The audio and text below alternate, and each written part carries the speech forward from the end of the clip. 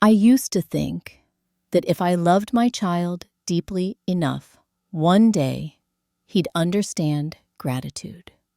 But never in my darkest nightmares did I imagine that the very son I had raised with my own hands would secretly take out a massive life insurance policy on me. Then plot to stage my death as an unfortunate accident during a so-called hiking trip. What he didn't realize, though, was that I had already set my own plan into motion. "Colin, I just wired $330,000 to your account," I said as I dialed my son, my voice as warm as ever. "Make sure to get some good supplements for Vanessa.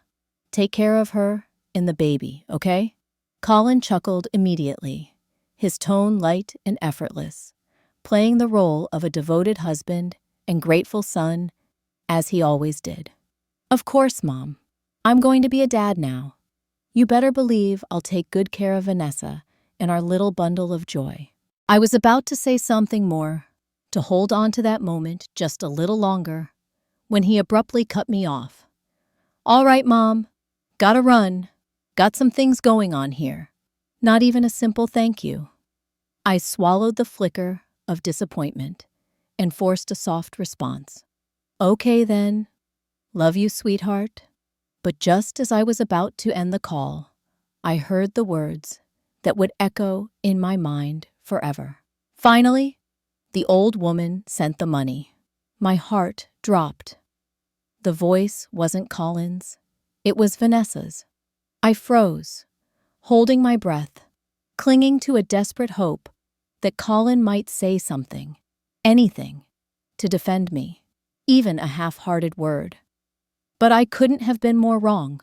Colin scoffed, his tone sharp and dismissive. "She's too damn cautious. We had to fake a pregnancy just to get that money." My fingers trembled, gripping the phone tighter without realizing it. In that moment, every warm memory of him shattered like fragile glass, leaving behind only a bitter chill in my chest. Colin had always been reckless with money. Before he got married, he came to me for handouts constantly. Sometimes a few hundred, sometimes thousands, even tens of thousands at a time. And every time, I helped him. When he racked up gambling debts, I was the one patching up his messes, one hole after another. But I wasn't naive. I knew who he was. That's why I always held something back, kept a safety net, just in case. But this time, I let my guard down, because he told me Vanessa was pregnant. And now, I finally saw the truth for what it was. A truth colder than winter, sharper than any knife. After the wedding, Colin rarely visited. The calls became fewer and farther apart. I told myself he was just busy, that marriage came with new responsibilities. I made up excuse after excuse for him. But today, I realized the truth. I had never mattered in his world. Through the phone, Vanessa's cheerful voice carried on, chatting with Colin about how they should spend my money. I stood frozen in my living room, the phone still clutched in my hand, as a hollow silence rang in my ears. Like the whole world was laughing at me. Only when the call finally disconnected did it hit me. I regretted everything. But the real tragedy? That realization came far too late. What I didn't expect was that just 2 days later, Colin would show up at my doorstep. After living alone for so many years, the sound of knocking almost felt foreign. I rubbed my eyes, walked to the door, and opened it to find Colin standing there, Vanessa right beside him. "Colin," I greeted, my smile warm, my voice as natural as possible. "What brings you here today?" He grinned, like everything was perfectly normal, handing me a bag and pushing it into my arms without a second thought. "Had a free day. Figured I'd drop by and check on you." he said breezily.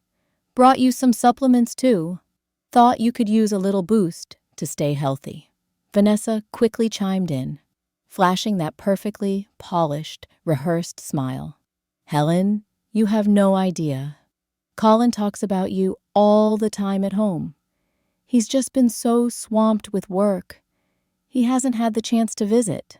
I looked at the pair of them and couldn't help but laugh inwardly. They were truly committed to the act, playing their roles to perfection. Well then, if they wanted to perform, I had no problem joining in. Just the thought means so much to me, I said softly, patting Colin's arm. Come on in. As soon as we settled in the living room, Colin gestured for me to sit. Mom, don't just stand there. Let's chat for a bit. I already had a feeling this wasn't just a casual visit. And sure enough, after scratching his head in that deliberately casual way, he glanced at Vanessa before speaking, almost offhandedly. So, you know Vanessa's pregnant. The apartment we're in, it's just way too cramped. We were thinking maybe we could move in with you for a while. I didn't answer immediately. I simply looked at them, a faint smile on my lips. Vanessa quickly jumped in, letting out a soft sigh, as if the idea pained her. It's really been hard, Helen. The place is so small, and now with the baby on the way, it's just not healthy for me or the baby. There it was. They had been eyeing this house for a long time. The home I lived in, quiet, safe, nestled near the city center, with a property value well past the $1 million mark. Colin grew up here. He knew exactly what it was worth. I nodded slightly, my voice calm. Of course you can. Colin's eyes lit up instantly. But there was something else in his expression, a hint of hesitation, like he wasn't quite done yet. He pushed a little further, testing the waters. Well, since we're going to be living here anyway, maybe it makes sense to put the house in my name.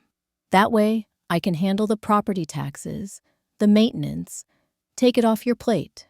Vanessa followed up sweetly, her voice soft, almost condescending. Exactly, Helen.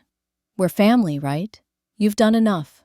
You should be relaxing now, not worrying about chores and bills. Listening to their little duet, I felt something strange settle inside me. Detachment, amusement. Once upon a time, I would have agonized over every one of Colin's requests, willingly giving up anything for him. But now, he acted like everything I owned was already his, like all he had to say was, "You're my mom," and I'd roll over and hand him the world. But this time, there wasn't the slightest ripple in my heart. Sure, I said softly. Colin froze for a moment. Vanessa's expression flickered, surprise flashing in her eyes.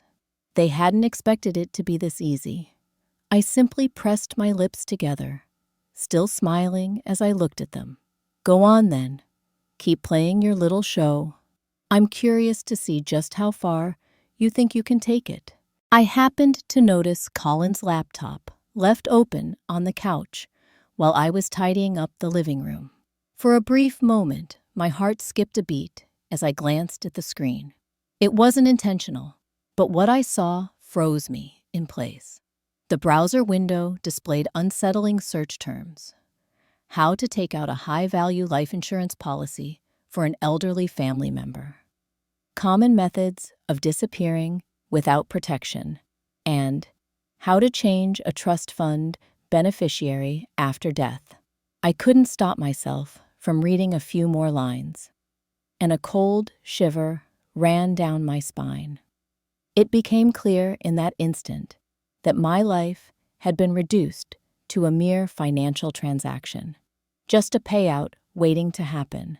Maybe it was fate, maybe it was luck, but that accidental glance saved my life.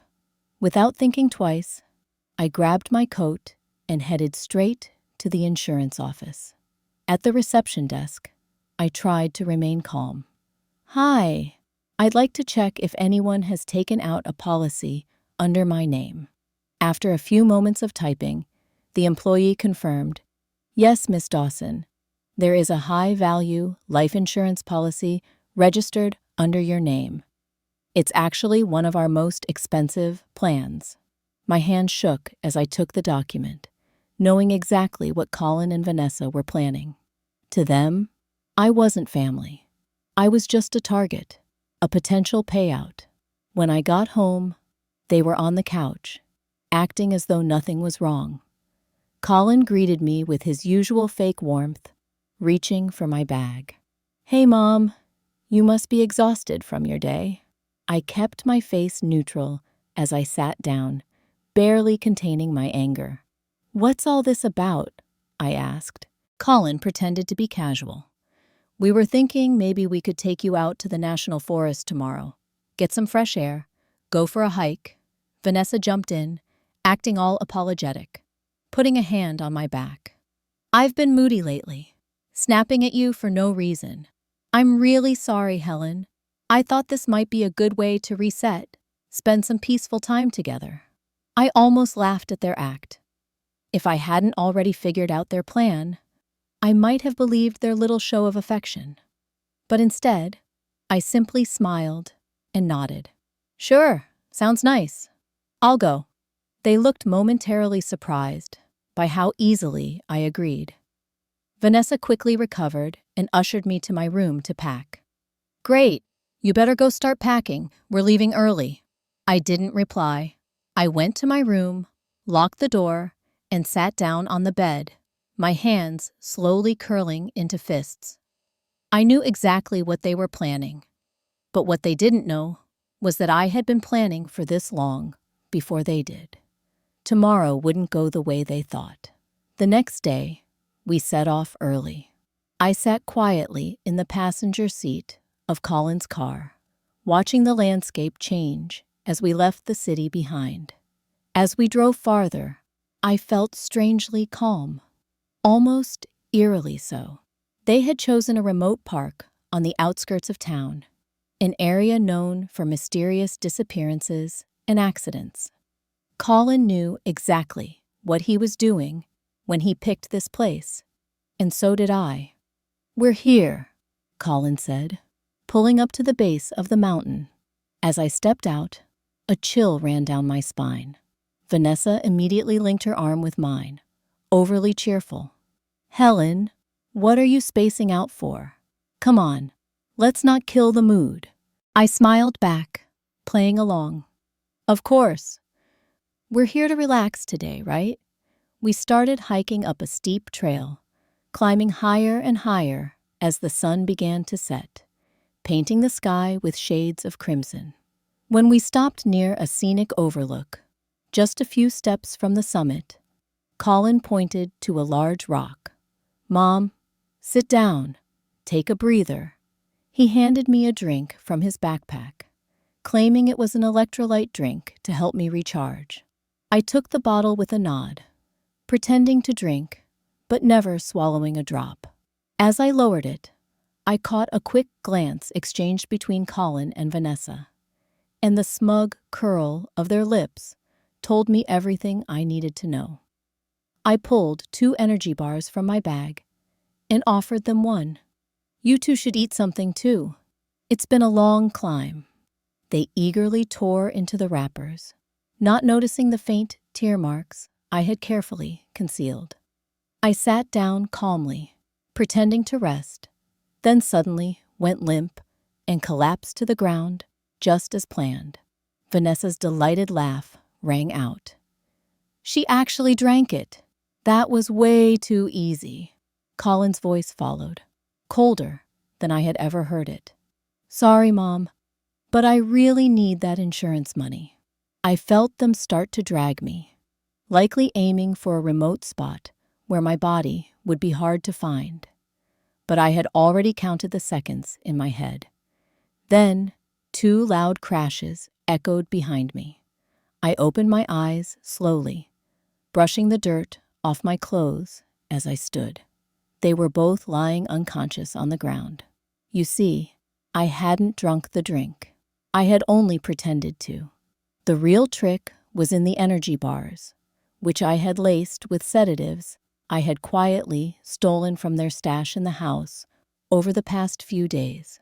I had returned the favor, and now they were the ones who had taken their own medicine. Trying to trap me? I said, coldly and calmly. You're far too naive. I gave them one last glance, then slung my backpack over my shoulder and began walking back down the mountain. As the temperature dropped, I knew they wouldn't make it back before nightfall. Wild animals roamed these trails, and if they couldn't find their way down, that would be their lesson. As I descended, I heard faint cries nearby. Following the sound, I found an injured man in the underbrush. His name was Leonard Graham, the executive director of Graham Group, the very firm Colin had been desperate to get investments from. It felt like fate was playing its hand. Leonard had no idea how significant this meeting would be, but when he thanked me for saving his life, I simply smiled and told him, doing the right thing doesn't always need a reward. Later, I would learn that Colin's name had been erased from every project file at Graham Group, as the documents I received anonymously confirmed. But I didn't press the matter. Leonard never spoke about it either. Instead, he brewed me a fresh cup of coffee and set it quietly before me. And I realized something. Real happiness doesn't always come with fireworks. Sometimes, it's the quiet moments after the storm. And so, life went on. I was finally living for myself,